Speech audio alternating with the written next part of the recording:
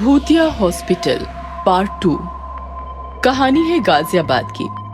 गाजियाबाद शहर से बाहर सुनसान इलाके में एक हॉस्पिटल था जो पूरी तरह जल चुका था और भूतिया हॉस्पिटल के नाम से जाना जाता था।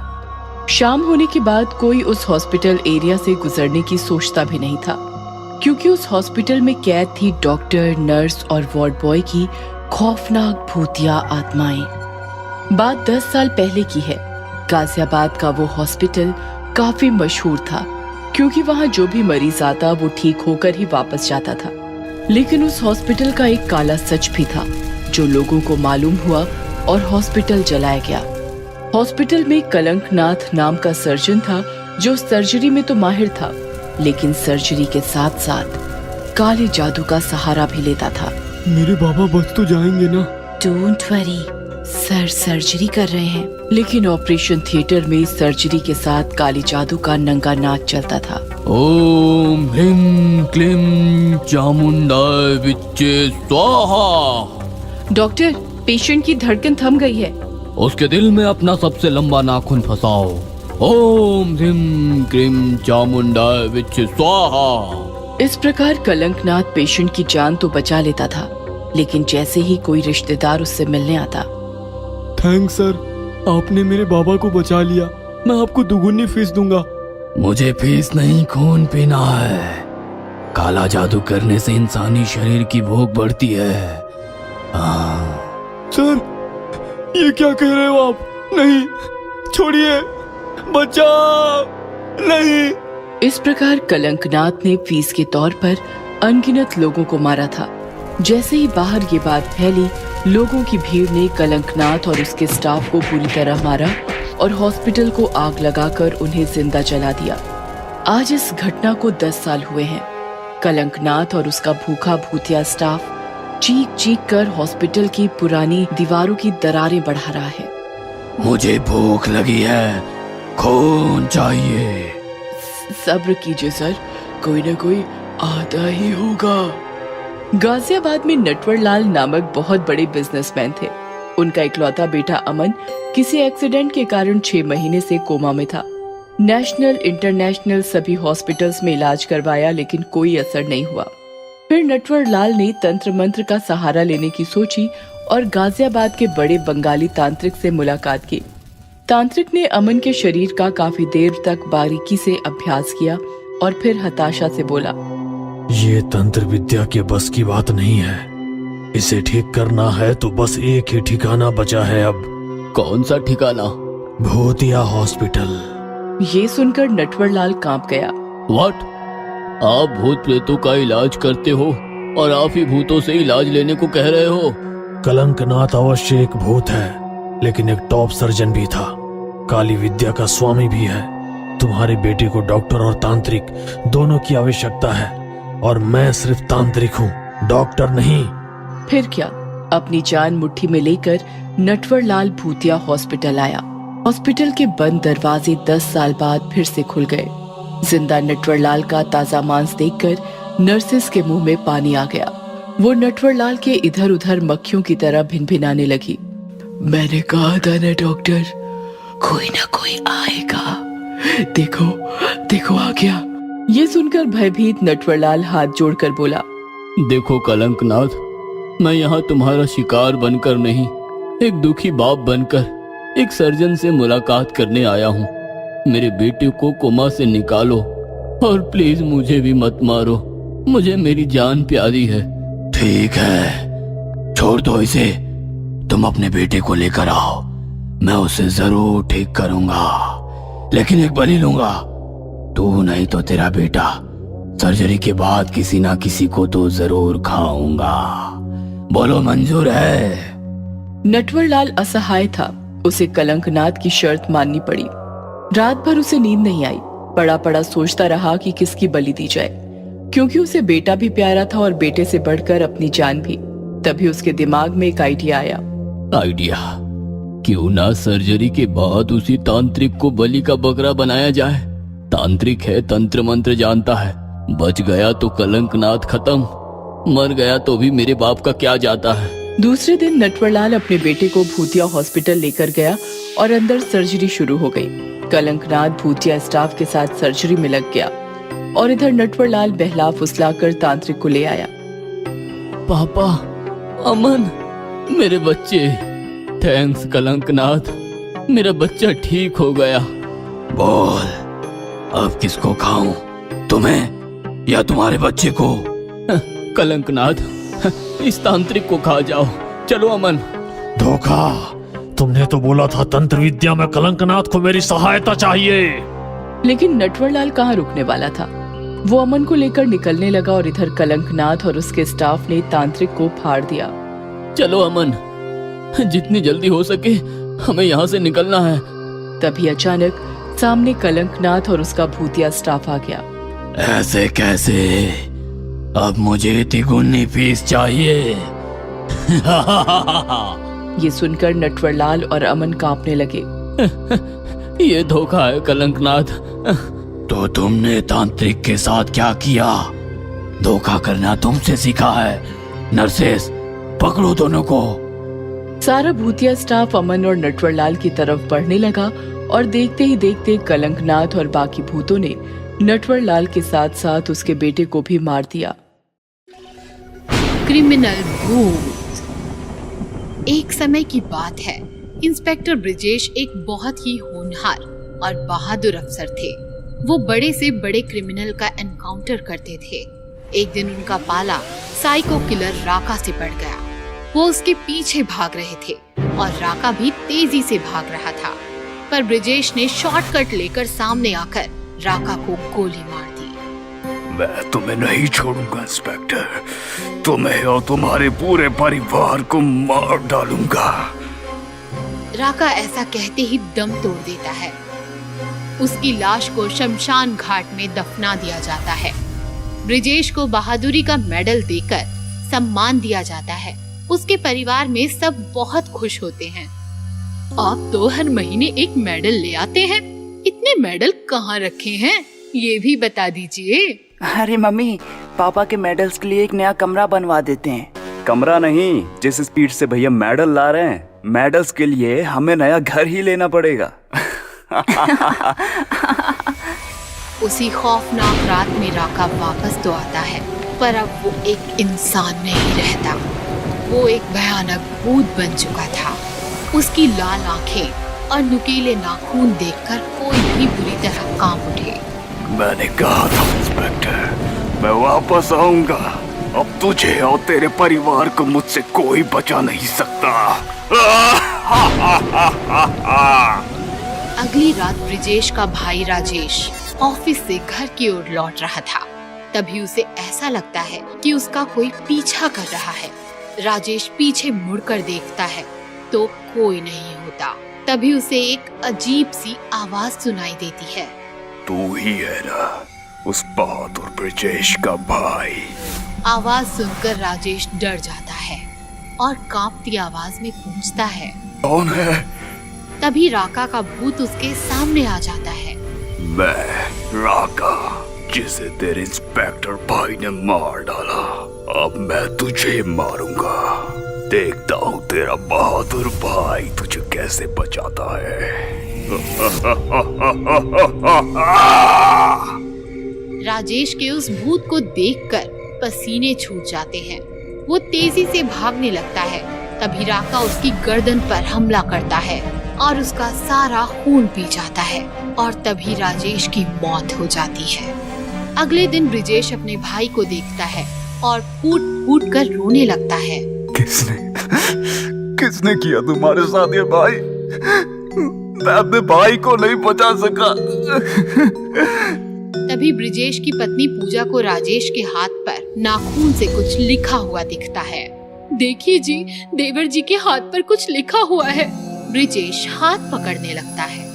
भाई तो गया, अब बीवी की बारी। राका। ब्रिजेश ये सुनकर सदमे में आ जाता है और उसके पैरों तले जमीन निकल जाती है। राका, ये सब राका ने किया है। मैं सोच भी नहीं सकता था कि वो वापस आ जाएगा। मैं उसे नहीं छोड़ूंगा। मुझे लगता है कि हमें पंडित जी को बुलवा लेना चाहिए। ये भूत प्रेत का मामला है। आपके बस की बात नहीं है। पूजा अगले दिन पंडित जी को फोन करती है और उन्हें घर आने को कहती है। राका घर की खिड़की से सब देख रहा होता है। इंस्पेक्टर की बीवी, तू तो गई। पूजा घर की छत पर सूख रहे कपड़े लेने आती है कि तभी अचानक से तेज हवाएं चलने लगती हैं और वहाँ राका आ जाता है। कहाँ है तेरे इंस्पेक्टर पति? तुझे बचाने के लिए वापस नहीं आएगा। पूजा राका को देखकर चीख पड़ती है और उसकी आवाज सुनकर ब्रिजेश छत पर दौड़ कर आता है, लेकिन छत का दरवाजा बंद हो जाता है। राका, मेरी पत्नी को छोड़ दे। तेरी दुश्मनी मुझसे है, मुझे मार। मेरे परिवार को छोड़ दे। आएगा आएगा, तेरा भी नंबर आएगा, पर पहले तेरी सुंदर सी पत्नी को थोड़ा और सुंदर बना दूं। पूजा डर से भागने लगती है। तभी राका अपने नाखूनों से उसके चेहरे पर हमला करता है। पूजा चेहरे पर लगे घाव से जमीन पर गिर जाती है और तड़प तड़प कर मर जाती है। अभी मेरा बदला पूरा नहीं हुआ है, मैं वापस आऊंगा। दरवाजा खुलते ही ब्रिजेश पूजा की तरफ भागता है और रोने लगता है। तभी वहाँ पंडित जी आ जाते हैं। ब्रिजेश का बेटा सुधीर पंडित जी को राका के भूत के बारे में बताता है। वो एक दुष्ट आत्मा है, उसका अंतिम संस्कार नहीं हुआ है, इसलिए उसे मुक्ति भी नहीं मिली। हमें जल्दी उसके नाम की पूजा करनी होगी ताकि उसे जल्द से जल्द मुक्ति मिल सके। जो करना है जल्दी कीजिए पंडित जी। मैं अपनी पत्नी और भाई को खो चुका हूँ, अब अपने बेटे को खो नहीं सकता। पंडित जी पूजा करने लगते हैं और जैसे ही मंत्र पढ़ते हैं वहाँ राका आ जाता है। नहीं, तुम लोगों की इतनी हिम्मत कि मुझे मुक्ति दोगे, तुम लोगों को नहीं छोड़ूंगा।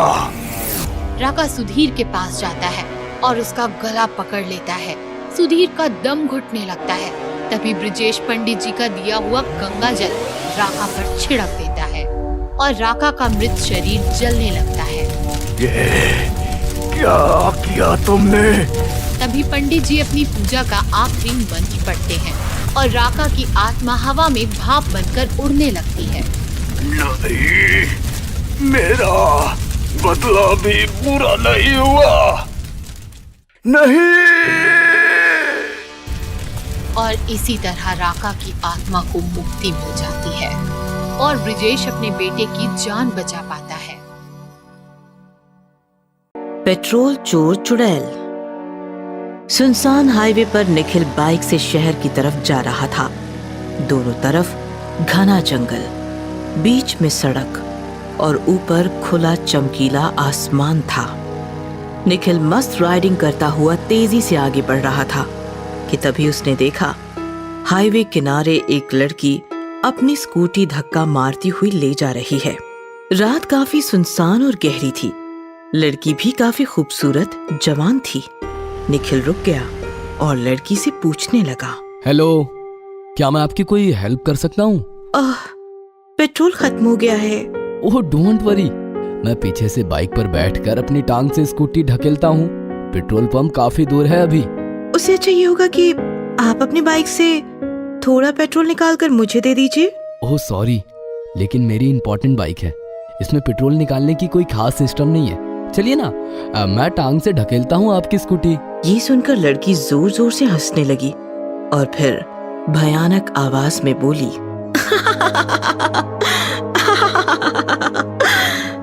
इससे अच्छा तो मैं तुम्हारी बाइक छीन कर जंगल ले जाऊं, जैसे उस अंकल से ये स्कूटी छीनी। तो तुम मुझे डराने के लिए ऐसा कह रही हो ना? ये सुनकर लड़की फिर से हंसने लगी और हंसते हंसते भयानक चुड़ैल बन गई।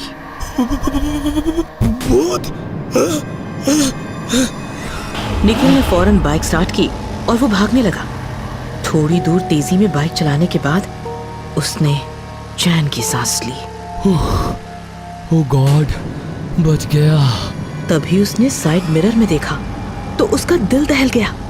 उसके पीछे वो भयानक चुड़ैल उसे चिपक कर बैठी थी और जोर जोर से हंस रही थी।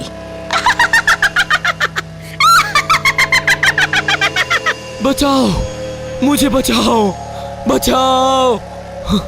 चुड़ैल ने चलती बाइक पर निखिल को उठाया और ऊपर हवा में फेंका। निखिल सड़क पर गिरकर मर गया। चलो, एक और बाइक मिल गई। बाइक लेकर माँ के पास चलती हूँ।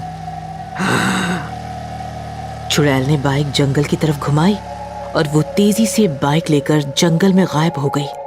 ये कहानी एक जवान चुड़ैल और उसकी बूढ़ी चुड़ैल माँ की है।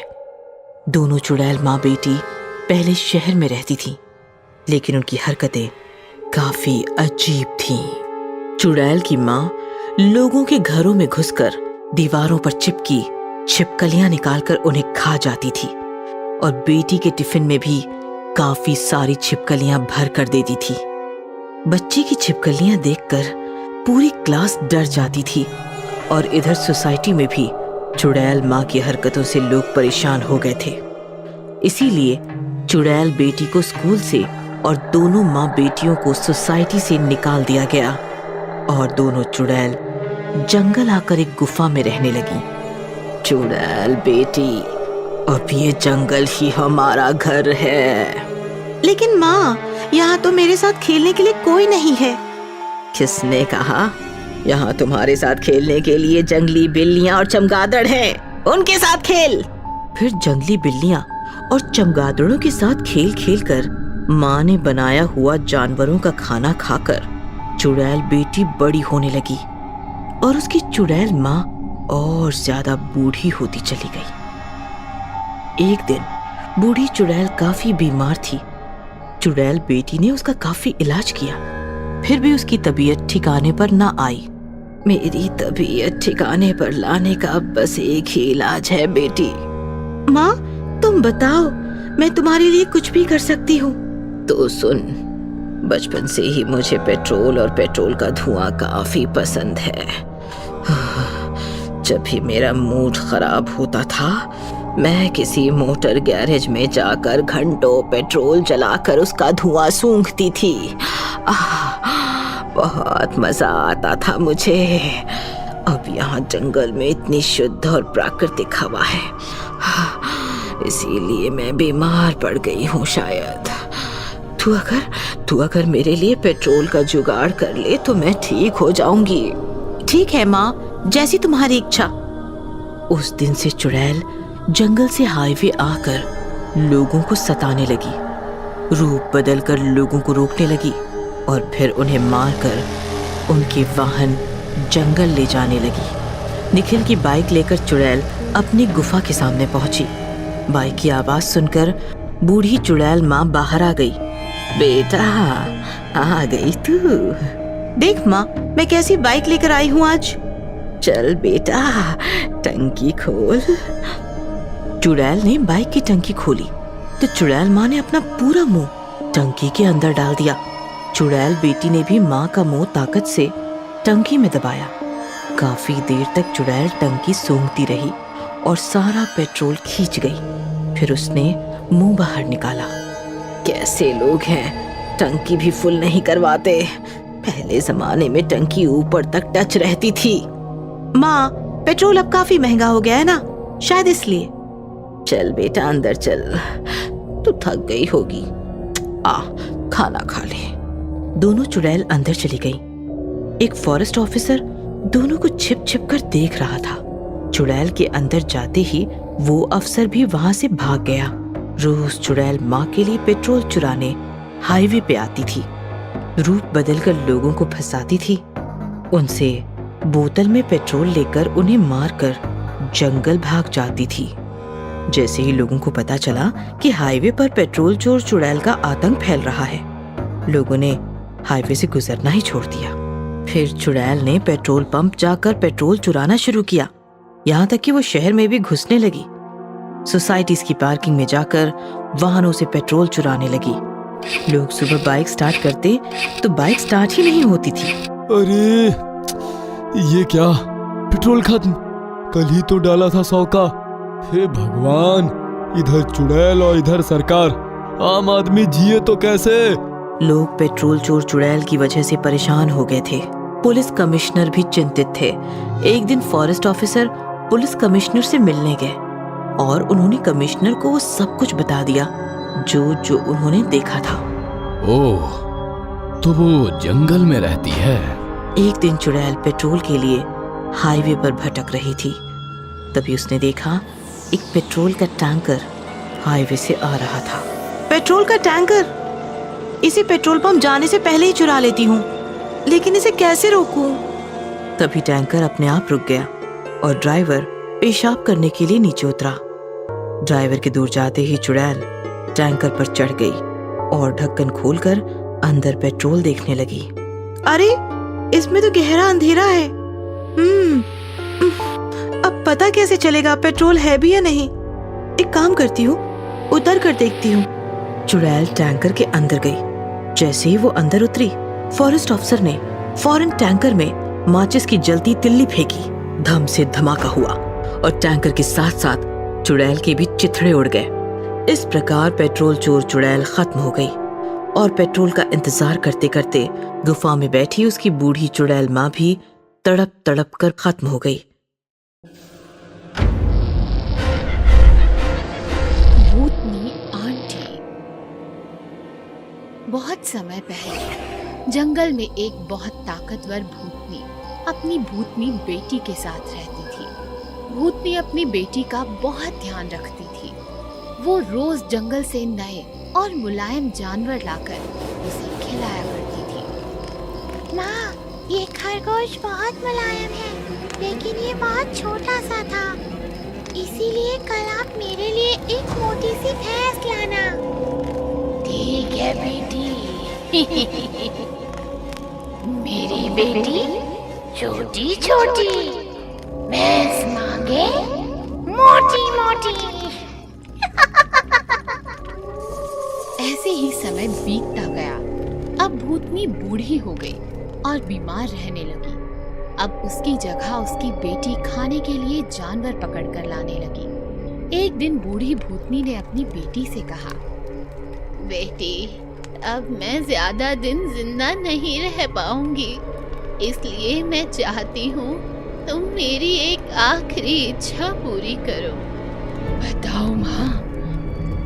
बेटी, जब मैं छोटी सी थी तब एक बार मेरी माँ शहर से एक मोटा और मुलायम इंसानी बच्चा खाने के लिए लाई थी।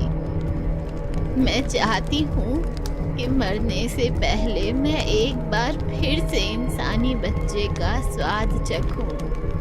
ठीक है माँ, फिर तो आपके अगले जन्मदिन पर हम इंसानी बच्चा ही खाएंगे। इंसानी बच्चे की तलाश में भूतनी शहर की तरफ चल दी।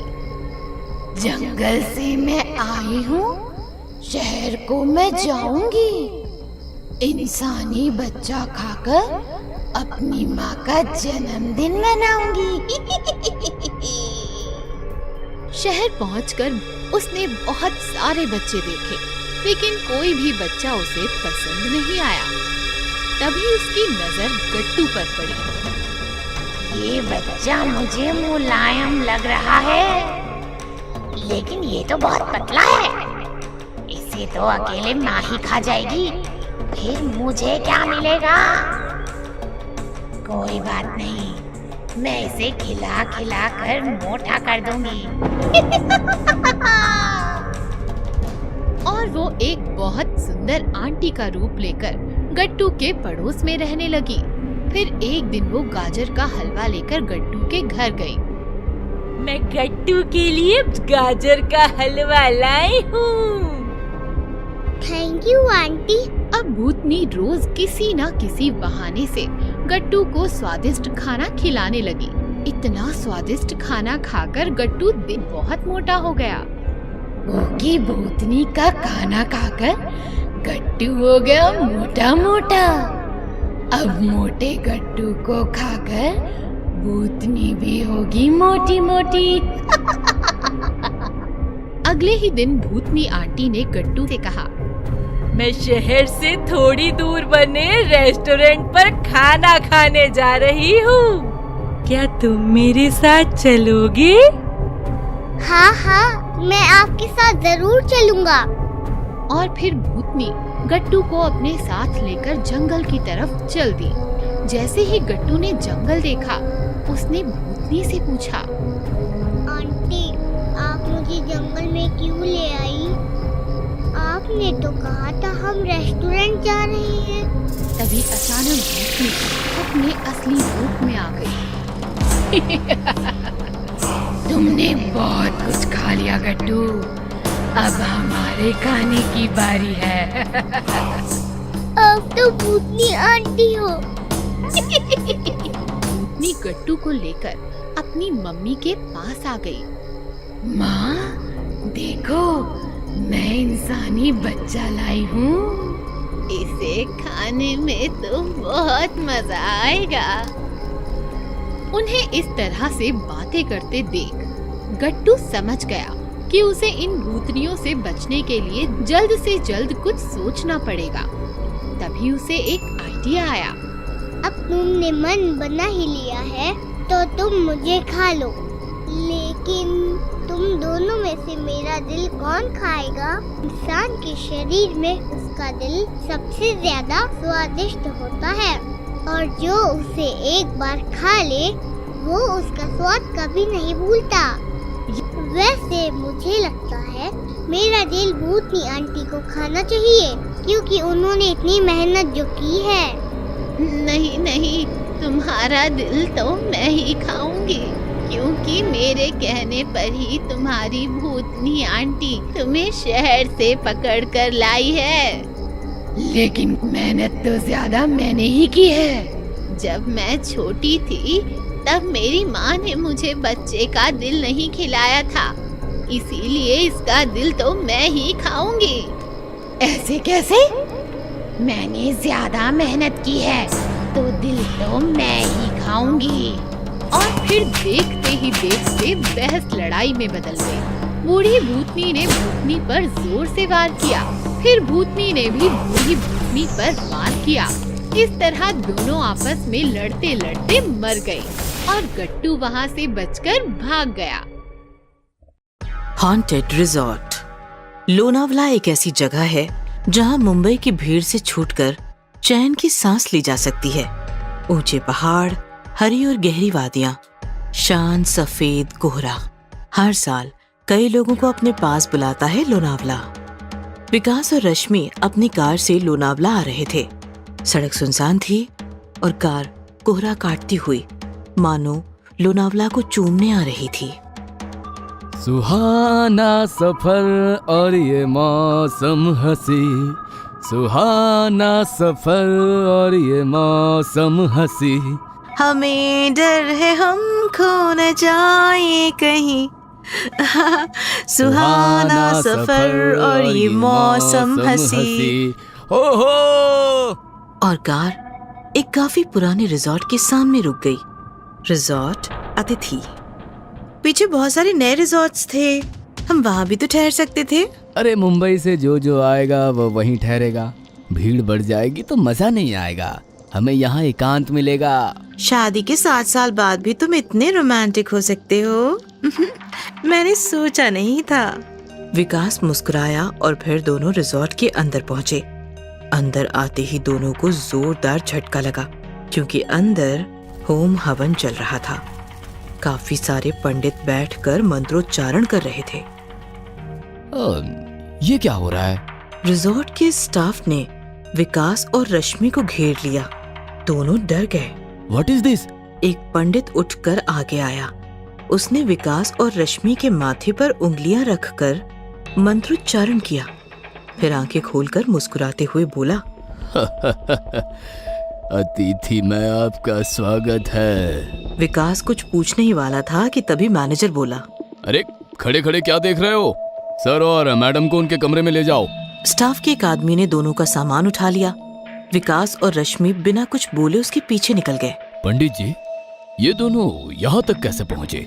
शायद ये मुंबई से ना हो, लेकिन इनकी कार की पासिंग तो मुंबई की ही है। अगर ऐसा है तो फिर मुझे भी समझ नहीं आ रहा ये दोनों यहाँ तक कैसे पहुँचे। इधर विकास और रश्मि कमरे में बातें कर रहे थे। अजीब लोग हैं, हमें यहाँ आना ही नहीं चाहिए था। रश्मि डोंट वरी, पुराना रिजॉर्ट है, लोग भी पुराने ख्यालों के ही होंगे ना। हमें कौन सा यहाँ घर बसाना है। चलो फ्रेश वगैरह हो जाते हैं और घूमने चलते हैं। तभी अचानक किसी के चिल्लाने की आवाज आने लगी। विकास और रश्मि खिड़की से बाहर देखने लगे। बाहर काफी सारी भीड़ गेट के बाहर खड़ी चीख रही थी। गेट बंद था और रिजॉर्ट का स्टाफ उस भीड़ को रोक रहा था। भागो यहाँ से, तुम लोग मरे हुए हो, भागो। हमें अंदर आने दो हमें। अचानक वो आदमी अजीब आवाज में चीखने लगा और चीखते चीखते जख्मी होता चला गया। उसका पूरा बदन फूटने लगा और उसके साथ साथ पूरी भीड़ के शरीर से भी खून टपकने लगा। ओम त्र्यंबकम यजामहे सुगंधिम पुष्टिवर्धनम। ओम। भीड़ भयानक तरीके से चीखने लगी।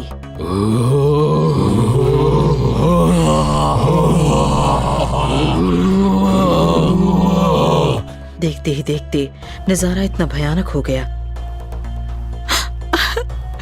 मैंने कहा था ना तुमको, यहाँ जरूर कुछ गड़बड़ है। चलो चलते हैं यहाँ से। रश्मि डरो मत, मैं हूँ ना, तुम रुको यही, मैं देख कर आता हूँ। विकास मैनेजर को जाकर पूछने लगा, यहाँ क्या हो रहा है, हमें कोई बताएगा? आप तो ऐसे पूछ रहे हो जैसे आपको कुछ पता ही नहीं। अगर ऐसा है तो हमें रुकना ही नहीं यहाँ, हम जा रहे हैं। आप यहाँ से नहीं जा सकते। नहीं जा सकते मतलब? कौन रोकेगा हमें? आप? मैं नहीं, उन मरे हुए लोगों की भीड़ जो बाहर रिजॉर्ट को घेर कर बैठी है। आप मुंबई से आए हैं ना? हाँ, लेकिन बात क्या है, कौन थे वो लोग? दरअसल आज सुबह मुंबई और लोनावाला के बीच जो पहाड़ है वो अचानक टूटकर गिर पड़ा, जिसके नीचे सैकड़ों लोग दबकर मर गए। वो सब उन्हीं लोगों की भूत है जो रिजॉर्ट में घुसना चाहते हैं। एक बार वो अंदर आ गए तो फिर कभी बाहर नहीं जाएंगे, इसलिए सुबह से होम हवन चल रहा है यहाँ ही नहीं, लोनावाला के सभी रिजॉर्ट में किसी को एंट्री नहीं मिल रही। क्या बात कर रहे हो? रास्ते में हमें तो कोई पहाड़ नहीं मिला गिरा हुआ। वैसे कुछ हुआ होता तो हम यहाँ तक पहुँचते कैसे? हम भी पहाड़ के नीचे गिरकर मर जाते ना, क्योंकि हम भी तो सुबह ही निकले थे मुंबई से। यही तो हमें समझ नहीं आ रहा, तुम लोग यहाँ तक पहुँचे कैसे? हमें वो जानना भी नहीं है, हम जा रहे हैं यहाँ से। विकास अपने कमरे में आया तो कमरे में रश्मि नहीं थी।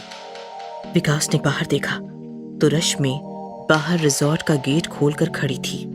रश्मि, ये क्या किया तूने? वो घायल थे, बच्चे बूढ़े भूखे प्यासे रो रहे थे, अंदर आना चाहते थे। वो कौन? रश्मि ने हाथ उठाकर विकास को दिखाया।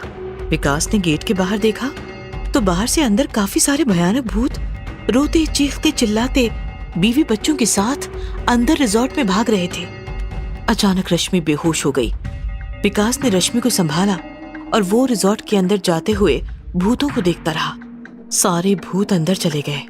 विकास ने झट से रश्मि को कार में डाला और कार मुंबई की तरफ घुमाई।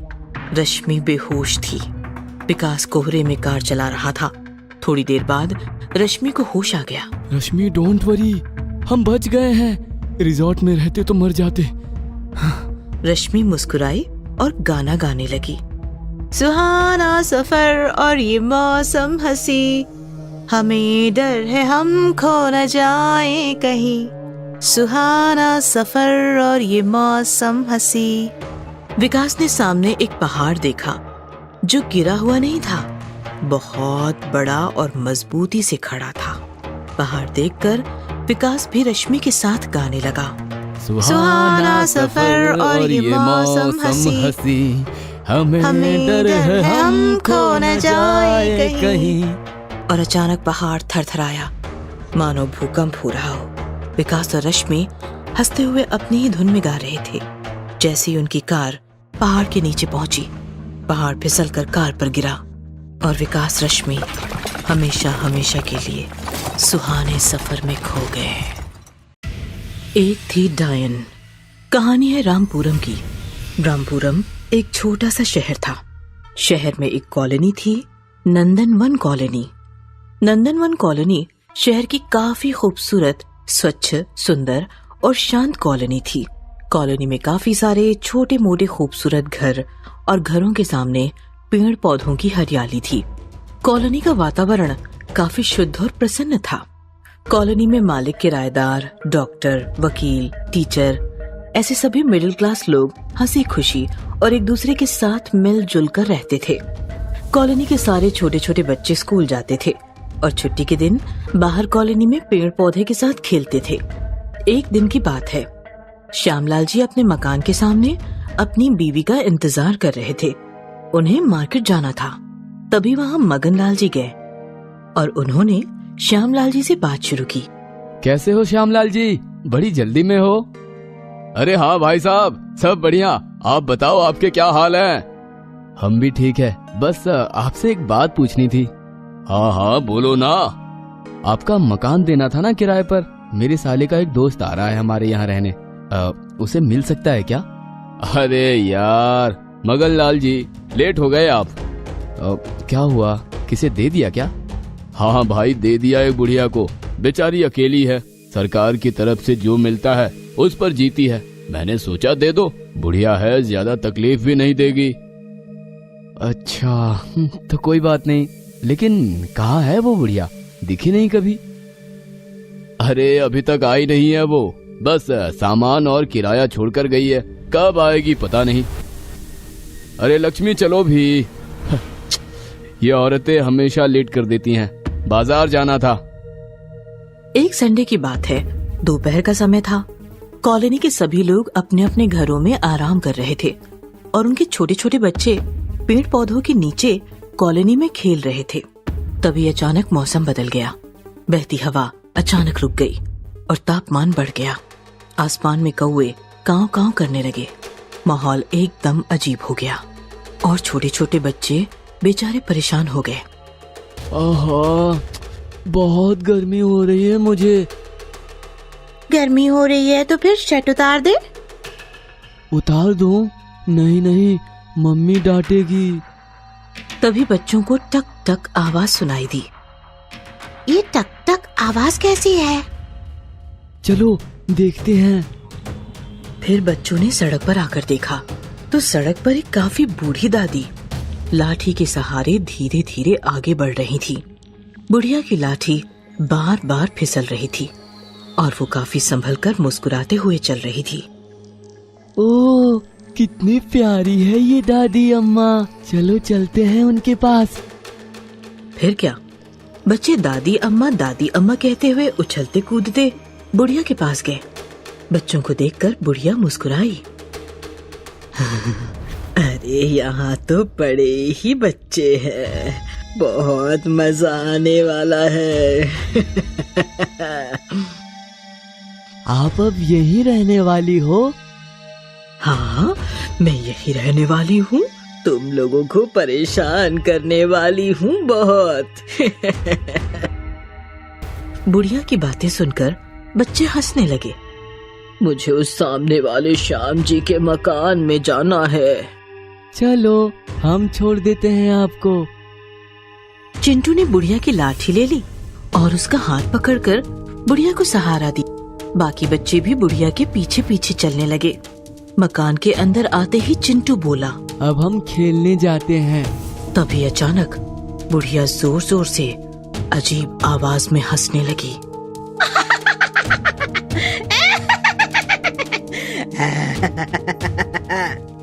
सारे बच्चे डर गए। हंसते हंसते बुढ़िया अचानक भयानक डायन बन गई। ना छोड़ूंगी, किसी को ना छोड़ूंगी। डायन देखकर बाकी बच्चे तो भाग गए, लेकिन चिंटू भाग न सका क्योंकि उसका हाथ बुढ़िया के हाथ में था। छोड़ो मेरा हाथ, छोड़ो मम्मी, मम्मी छोड़ो। तभी पीछे से चिंटू की मम्मी आई। चिंटू, चिंटू। झट से बुढ़िया ने डायन का रूप छिपा लिया और चिंटू का हाथ छोड़ दिया। चिंटू इतना डर गया था कि वो हाथ छोड़ते ही सीधे मकान के बाहर भाग गया। माफ कीजिए, हमारे बच्चे जरा शैतान हैं। अच्छा किया आप आ गईं। किसी भी चीज की जरूरत हो तो याद कीजिएगा। फिर क्या था, उस दिन से वो डायन कॉलोनी में रहने लगी, सबके सामने अच्छा बनकर और बच्चों के सामने भयानक डायन बनकर। जब भी बच्चे खेल रहे होते तब डायन उनके पास जाती और किसी बच्चे को उठाकर अपने मकान में आ जाती। बच्चा जोर जोर से चिल्लाने लगता। बाकी बच्चे भी शोर मचा देते, लेकिन जैसे ही कोई बड़ा आ जाता, बुढ़िया फौरन रूप बदलकर झूठ कहती। देखिए ना, इन बच्चों ने मेरी लाठी कहीं छिपा रखी है, बता ही नहीं रहा कोई कहाँ छिपा रखी है। बच्चों ने अपने घर वालों को बुढ़िया के बारे में बताया, फिर भी उनका किसी ने विश्वास नहीं किया। और एक दिन जो होना था वही हुआ। अचानक चिंटू कहीं गायब हो गया। सबने बहुत ढूंढा, लेकिन चिंटू नहीं मिला। मैं जानती हूँ चिंटू कहाँ है, चलो मेरे साथ।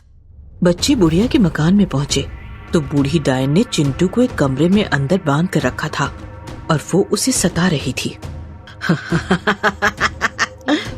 तुम्हारी मम्मी कह रही थी कि तू बड़ा शैतान है, अब कहाँ गई तेरी शैतानी? हाँ, खबरदार, मैं सबसे बड़ी शैतान हूँ, बच्चों को मैं कच्चा चबा जाती हूँ। प्लीज छोड़ो मुझे, प्लीज मुझे छोड़ दो। बच्चों ने चिंटू की हालत देखी तो उन्हें काफी बुरा लगा। चलो मम्मी पापा को बताते हैं। नहीं, वो आएंगे तो डायन फिर से कुछ न कुछ झूठ बोलकर बच जाएगी। तो फिर अब क्या करें? चिंकी ने मोबाइल निकाला और डायन का वीडियो बनाया। फिर चिंकी ने वो वीडियो कॉलोनी के ग्रुप में पोस्ट किया। वीडियो देखकर कॉलोनी के सभी लोग उस मकान में पहुँचे और उन्होंने डायन के चंगुल से चिंटू को बचा लिया। अब रूप बदलने की कोई जरूरत नहीं है डायन, तुम्हारा असली रूप हम सबके सामने आ चुका है। हमने बच्चों पर पहले भरोसा नहीं किया, लेकिन भला हो इस मोबाइल का, मारो इसे। फिर कॉलोनी की सारी औरतों ने मिलकर डायन की अच्छी खासी धुलाई की। मार खाने के बाद बूढ़ी डायन कॉलोनी से हमेशा हमेशा के लिए भाग गई। भूतिया डाकिया। ये बात उस जमाने की है जिस जमाने में मोबाइल नहीं थे, इंटरनेट नहीं थे, सोशल मीडिया भी नहीं था। एक दूसरे से बात करने के लिए लोग एक दूसरे को खत लिखा करते थे। डाकिया घर घर जाकर खत बांटता था। ये कहानी उस जमाने की है जिस जमाने में डाकिया लोगों की जिंदगी का एक अहम हिस्सा हुआ करता था। रघु नाम का एक डाकिया था। वो दिन भर साइकिल से शहर की हर गली घूमता था और घर घर खत बांटता था। रात का समय था, आखिरी खत बचा था। रघु अपनी साइकिल लेकर खत देने चला गया। आज तो बहुत रात हो गई, घर गया तो बीवी जरूर डांटेगी। रघु पते पर पहुंच जाता है। डाकिया आया है, डाक लेकर आया है। अंदर से ना कोई जवाब आता है और ना कोई दरवाजा खोलता है। सुनो, आपका खत आया है। लगता है सब सो गए। रघु दरवाजे पर टक टक आवाज करता है तो दरवाजा अपने आप खुल जाता है। रघु अंदर जाता है तो दरवाजा बंद हो जाता है। लगता है कोई गड़बड़ है। कोई है? मैं डाकिया, डाक लाया हूँ। तभी एक चुड़ैल हंसती हुई अंधेरा चीरकर रघु के सामने आ जाती है। चुड़ैल को देखकर रघु अंदर से तो बहुत डर जाता है, लेकिन बाहर से होशियारी से पेश आता है। लगता है मैं गलत घर में आ गया हूँ, माफ कीजिए। चुड़ैल जोर जोर से हंसने लगती है। तू एकदम सही घर आया है। कई सालों से मैं इस मकान में बंद पड़ी थी। तूने ये दरवाजा खोलकर मुझे आजाद कर दिया। बहुत अच्छा काम हो गया मेरे हाथों से। भगवान मुझे दुआ देगा। मैं चलता हूँ। ऐसे कैसे जाने दूं? हाँ? तुम्हारा इरादा क्या है? दरवाजा तो तूने खोल दिया, अब मुझे बाहर घुमाओ, बाहर की दुनिया दिखाओ, मेरे खाने का प्रबंध करो। ये मैं कैसे कर सकता हूँ? बहुत आसान है, मैं तुम्हारे शरीर में घुस जाती हूँ। चुड़ैल रघु के शरीर में घुस जाती है और रघु जोर जोर से हंसने लगता है। रघु घर आता है। पापा आ गए, पापा आ गए, पापा आ गए। पापा क्या हो गया आपको? कहाँ मर गए थे? इतनी रात हो गई, घर क्यों नहीं लौटे? रघु घर का दरवाजा बंद कर देता है और जोर जोर से हंसने लगता है। शराब पी ली क्या? हंस क्यों रहे हो? मैं रघु नहीं, चुड़ैल हूँ। ये सुनकर रघु की पत्नी और उसका बेटा कांपने लगते हैं। रघु अपने बेटे को और पत्नी को मार देता है और उनका खून चूस लेता है। सुबह होती है। रघु साइकिल लेकर डाक पहुंचाने निकल पड़ता है। डाकिया आया है, डाक लाया है। एक औरत दरवाजा खोलती है। क्या लाए हो? मनी ऑर्डर या खत? तुम्हारी मौत लाया हूँ। क्या बक रहे हो? रघु औरत को दबोच लेता है और घसीटता हुआ अंदर ले जाता है। दरवाजा बंद हो जाता है। रघु औरत का खून चूसकर औरत को मौत की नींद सुला देता है। डाकिया आया है, डाक लाया है। इस प्रकार रघु घर घर डाक देने के बहाने जाता था और घर के सभी सदस्यों का खून चूसकर उन्हें मार देता था। इस प्रकार रघु डाकिया का आतंक पूरे शहर में फैल चुका था। डाकिया का नाम सुनकर लोग कांप जाते थे। घर के बाहर कोई डाकिया आए तो भी कोई दरवाजा नहीं खोलता था। इधर डाक ऑफिस से भी रघु का आतंक फैल चुका था।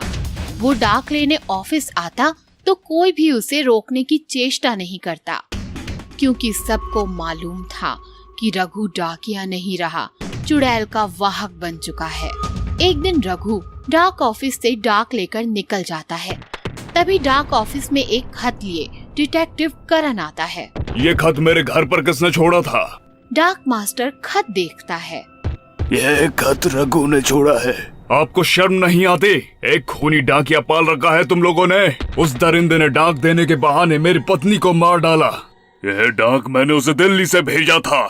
उसका कोई जवाब नहीं आया तो घर आकर देखा पत्नी मर चुकी थी। डाकिये ने मारा है उसे। आप कौन हैं? मैं डिटेक्टिव करण, दिल्ली में रहता हूँ। आप दिल्ली में रहते हो इसलिए आपको शहर के हालात मालूम नहीं है। डाक मास्टर करण को सब हकीकत बताता है। मैं उसे छोड़ूंगा नहीं, उस डाकिये को। रघु को मत मारिए साहब, वह तो अच्छा आदमी है, बस चुड़ैल के चंगुल में फंसा है। कहाँ मिलेगा वो? डाकिया आया है, डाक लाया है। घर का दरवाजा खुलता है और डिटेक्टिव करण बाहर आ जाता है। अंदर आ जाओ, मुझे धूप से एलर्जी है। रघु अंदर आता है तो करण दरवाजा बंद कर लेता है। दरवाजा बंद करने का हक तो मेरा है। मैं जानता हूँ तू एक चुड़ैल है। डाकिये का इस्तेमाल करके बहुत लोगों को तूने मारा है। कौन हो तुम? डिटेक्टिव करण। ये घर मेरा नहीं है। तू सही पते पर पहुँची है पर गलत आदमी से मिली है। मुझे पता था तू यहाँ आने वाली है और देख, तुमसे पहले मैं यहाँ पहुँच गया। मेरी पत्नी को मार कर शुरुआत तूने की, लेकिन इसे खत्म मैं करूँगा। रघु डिटेक्टिव पर वार करता है। तभी डिटेक्टिव उसे चकमा देता है और रघु के मुंह में हाथ डालकर चुड़ैल को बाहर खींच लेता है। तूने रघु को तो बचा लिया डिटेक्टिव, पर खुद को कैसे बचाएगा? हाँ, उसकी चिंता तू ना कर, उसका पूरा इंतजाम है मेरे पास। तांत्रिक वांत्रिक तो कहीं दिखाई नहीं दे रहा। ऐसा क्या इंतजाम है? डिटेक्टिव अपना मोबाइल निकालता है और उसमें चुड़ैल को खींच लेता है। चुड़ैल मोबाइल में कैद हो जाती है और चिल्लाने लगती है। हाय रे हाय, कहाँ फंस गई मैं? निकालो मुझे बाहर, ये तो उस मकान से भी छोटा है। हाँ। मैं डिटेक्टिव हूँ चुड़ैल, मैं तांत्रिक बिंत्रिक नहीं करता, स्मार्टफोन रखता हूँ। इस फोन में ऐसा सॉफ्टवेयर है जो बड़े से बड़े भूत को कैद कर सकता है। साहब, आपने चुड़ैल को कैद तो कर लिया, पर उसे मारोगे कैसे? वो फिर बाहर आ गई तो? उसकी चिंता ना कर छोटे, मैं चुड़ैल की वीडियो डिलीट कर देता हूँ। नहीं नहीं नहीं नहीं, छोड़ दो मुझे, छोड़ दो छोड़ दो। डिटेक्टिव चुड़ैल को मोबाइल से डिलीट कर देता है। इस प्रकार डिटेक्टिव चुड़ैल को मार देता है और रघु के साथ साथ शहर को भी चुड़ैल के चंगुल से बचा लेता है। पुरानी हवेली। आजमगढ़ में 400 साल पुरानी एक हवेली थी। लोग उसे अंग्रेजों के जमाने वाली हवेली कह के पुकारते थे। हवेली काफी पुरानी और सुनसान थी, इसीलिए कोई भी उस हवेली की तरफ नहीं जाता। बस आजमगढ़ के नशेड़ी, गंजेड़ी और बेवड़े लोग उस हवेली में दिन रात पड़े रहते थे, हंगामा करते थे। राजू दादा, कोई अंग्रेज अधिकारी इस हवेली में अपनी आइटम लेकर आया था, सच था क्या? भाई बोतल कसम, मेरे दादा ने बताया था। क्या औरत थी भाई वो, अरे आग थी आग, अरे मानो कपड़े में लिपटा सोना। जॉर्ज नाम का कोई अंग्रेज लेकर आया था उसे। दोनों प्यार करते थे, काफी दिन दोनों साथ रहे। फिर किसी काम से जॉर्ज को जाना पड़ा और वो वापिस ही नहीं आया। फिर उस लड़की का क्या हुआ? उसका क्या होना था है? कुछ दिन ऐसे ही हवेली में शराब पीकर पड़ी रही और फिर रोने लगी।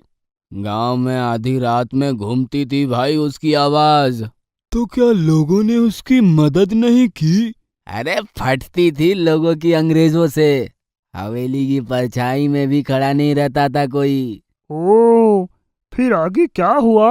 अबे होना क्या था, नशे में पागलों की तरह चीखती चिल्लाती रही और फिर अचानक एक दिन उसकी आवाज ही शांत हो गई। वो क्यों? अबे हमारे जैसे आवारा लड़कों ने उसकी हालत का फायदा उठाया। अमावस की रात देखकर 4-5 हवेली के अंदर घुसे और उसकी इज्जत लूटकर उसे मारकर हवेली में दफना कर चले गए। तब से ये हवेली सुनी पड़ी है, ना जॉर्ज आया ना दूसरा कोई और। कहानी और शराब के प्रभाव से राजू के पंटर डर गए। रात भी काफी हो गई थी, अंधेरा था। छोटू ने माचिस जलाई, तभी कोई पीछे से आया और फूंक मारकर चला गया। ये फूंक किसने मारी? अबे फूंक कौन मारेगा, हवा से बुझ गई होगी। साला गिलास नहीं दिख रहा है ठीक से। छोटू ने फिर से माचिस जलाई। रोशनी में उसने देखा कि राजू के पीछे कोई लड़की बैठी उसकी तरफ देखकर हंस रही थी। कौन है? अबे कहाँ? अरे राजू दादा के पीछे। मेरे पीछे हैं? राजू ने पीछे मुड़कर देखा तो पीछे कोई नहीं था, लेकिन जैसे ही उसने सामने देखा उसके सामने एक लड़की का चेहरा आ गया।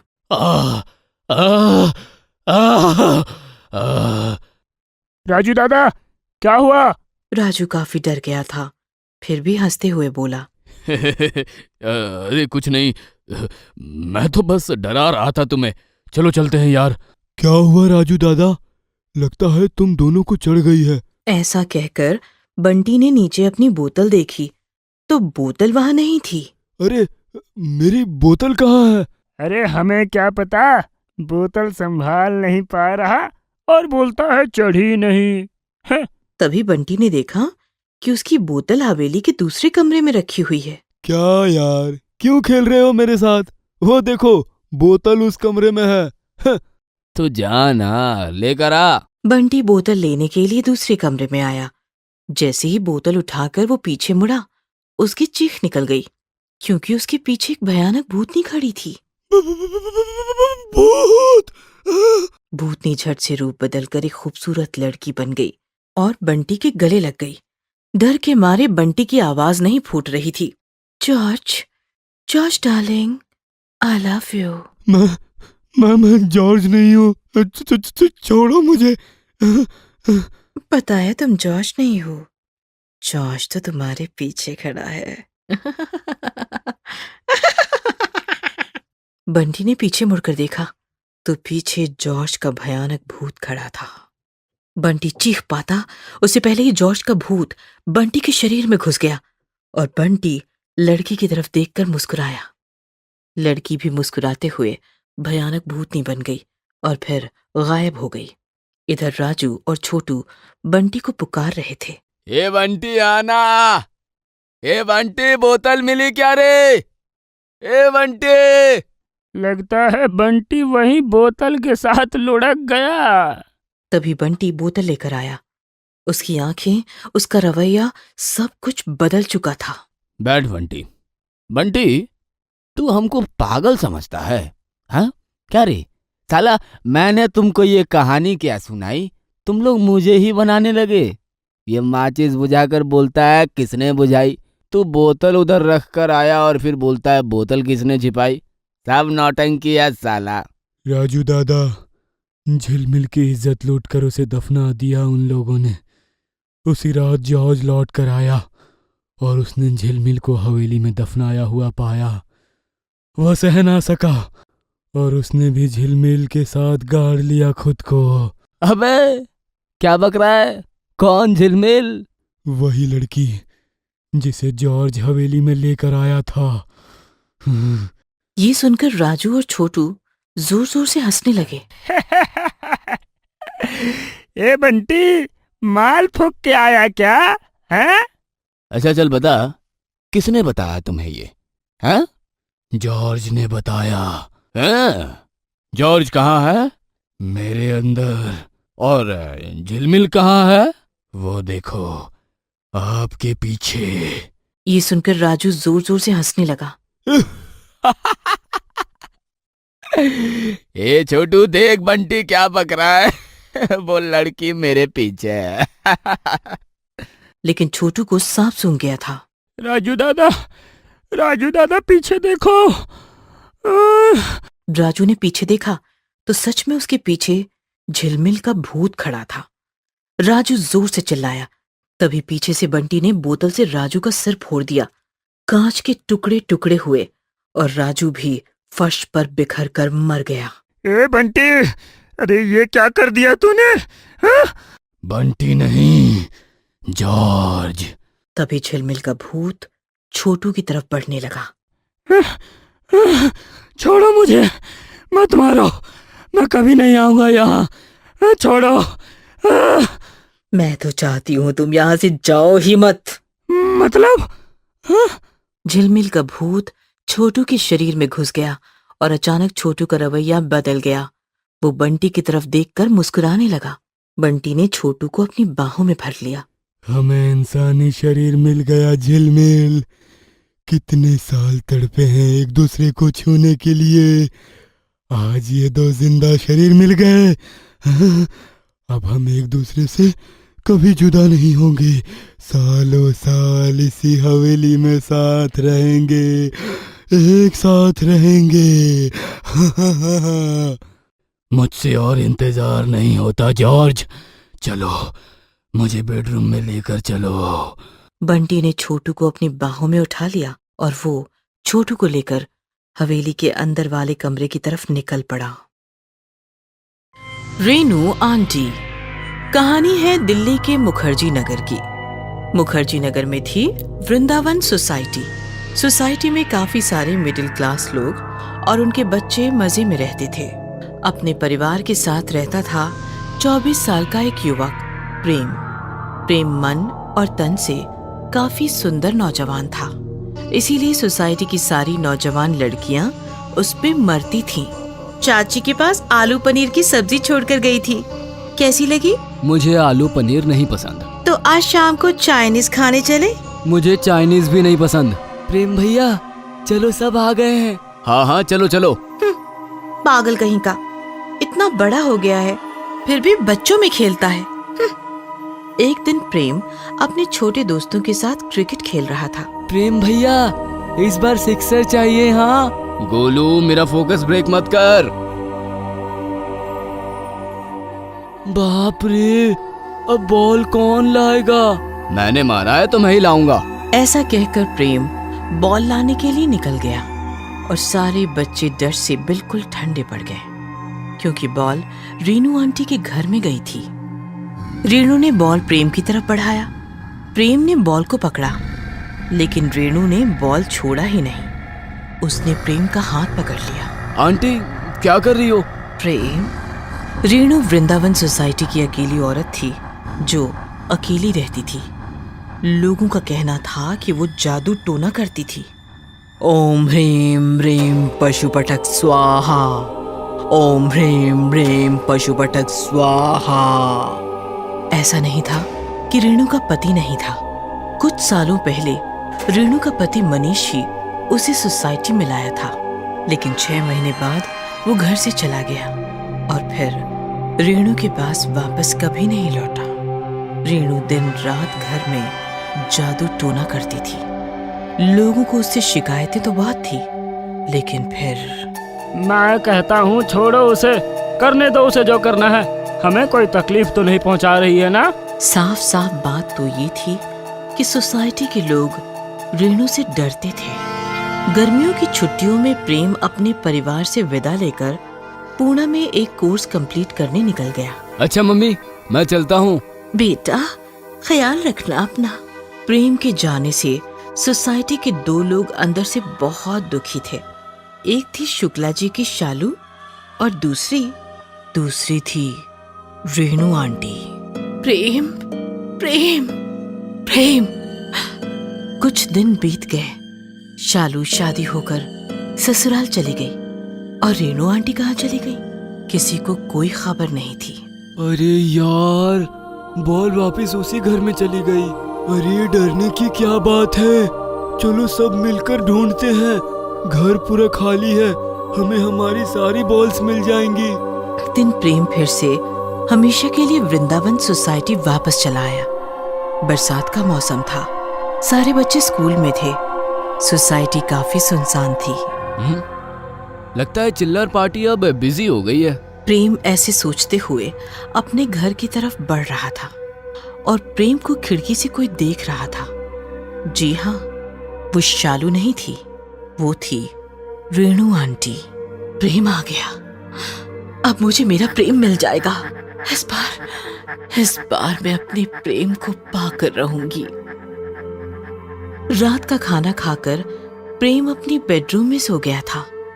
गहरी नींद में था काफी। उसने करवट बदली और किसी ने उसका माथा चूम लिया। दूसरे दिन सुबह हो गई। सारी सोसाइटी जाग गई थी, लेकिन प्रेम अभी भी बिस्तर में था। डॉक्टर उसका इलाज कर रहे थे। मुझे समझ नहीं आ रहा, इतना हल्का बुखार होने के बावजूद भी शरीर इतना कमजोर कैसे हो सकता है। अभी कुछ मेडिसिन दे देता हूँ, असर नहीं दिखा तो एडमिट कर देना। तू भूखी है ना? मैं भी भूखी हूँ, हम दोनों भूखी हैं। आज रात मेरी भूख तो मिट जाएगी। तू देख ले, तुम्हें अपनी भूख का क्या करना है।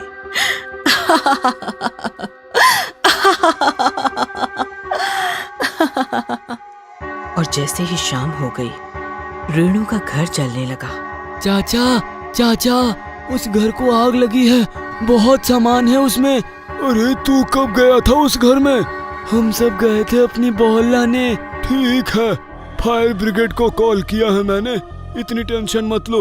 वैसे भी उस रेणु का तो पता नहीं, घर राख हो जाएगा तो सारी चिंताएं ही मिट जाएगी। थोड़ी देर बाद फायर ब्रिगेड ने आकर घर की आग तो बुझा दी, लेकिन इधर प्रेम के घर में मानो आग का माहौल बन गया था। अजी सुनते हो, ये सांस ही नहीं ले रहा। क्या? अभी तो न्यूज़पेपर पढ़ रहा था। आप बातें क्या कर रहे हो? एम्बुलेंस बुलाओ जी। प्रेम बिस्तर में पड़ा ऐसा दिख रहा था मानो उसकी जान निकल गई हो, लेकिन उसकी जान निकली नहीं थी। वो बस खिड़की के पास खड़ी रेणु के साथ बातें कर रही थी। प्रेम, कुछ बोलो ना। क्या बोलूं? क्या चाहती हो आप? क्यों बांध रखा है आपने मुझे? मैंने तुम्हें बांध रखा है क्योंकि मैं तुम्हें चाहती हूँ। लेकिन मैं आपको नहीं चाहता। बस एक रात चलो मेरे साथ। बस आज की रात तुम्हारा शरीर अस्पताल में रहेगा और तुम मेरे साथ शहर से बाहर। उसके बाद मैं खुद तुम्हें अस्पताल छोड़ने आऊंगी। प्रेम ने पीछे देखा तो उसका शरीर उसके परिवार वाले कब के अस्पताल लेकर गए थे। क्या सोच रहे हो प्रेम? मैं तुम्हारे लिए अपना घर संसार जलाकर खड़ी हूँ और तुम घर में अटके हो। ठीक है, इंतजार करो, बस मैं अभी आया। प्रेम अपने रूम से चलता हुआ घर से बाहर आंगन में आया तो उसने देखा कि रेणु का घर पूरा जला हुआ है। तभी रेणु आई और उसने प्रेम का हाथ पकड़ लिया। चलो चलते हैं। और फिर रेणु प्रेम का हाथ पकड़कर उसे अपने साथ ले गई। शाम के समय प्रेम ने रेणु के साथ अपना घर, अपनी सोसाइटी छोड़ दी, बस एक रात उसके साथ बिताने के लिए। हाय रे मेरा बेटा, ए जी सुनो, आग ना दो, हमारा प्रेम जरूर आएगा, हमारा प्रेम जरूर आएगा। अरे इस पागल को चुप कराओ कोई, मेरा होश उड़ रहा है। आंटी संभालो खुद को, हमारा प्रेम अब कभी वापस नहीं आएगा। और प्रेम की चिता जलने लगी। देखते ही देखते आग भड़क गई और प्रेम का बस 2 दिनों का बीमार शरीर मौत के बाद आग से लिपट गया और रेणु आंटी के साथ गया हुआ प्रेम अपनों के पास कभी वापस नहीं लौट सका।